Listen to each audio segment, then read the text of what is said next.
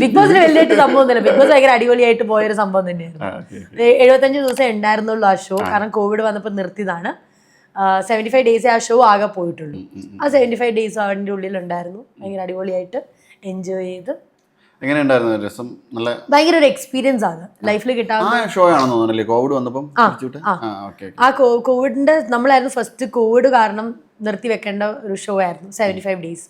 ആ 75 ഡേയ്സും ഭയങ്കര അടിച്ചു പൊളിച്ച് അടിക്കുകയും ചെയ്തു, പൊളിക്കുകയും ചെയ്തു, എല്ലാം ചെയ്ത് ഗംഭീര സീസണിലല്ലേ രജിത് സാർ ഉണ്ടായിരുന്നു? അതെ, രജിതേട്ടനായിട്ട് ഇപ്പോഴും കമ്പനിയാണ്. രജിതേട്ടന് ഈ പറഞ്ഞ പോലെ ഇടയ്ക്ക് രജിതേട്ടൻ്റെ പുതിയ ഷോസിന്റെ കാര്യങ്ങളിലൊക്കെ മെസ്സേജ് ഒക്കെ അയക്കുമ്പോൾ ഒരു തംസപ്പ് അടിപൊളി എന്നൊക്കെ പറഞ്ഞിട്ട് മെസ്സേജ് ചെയ്ത്.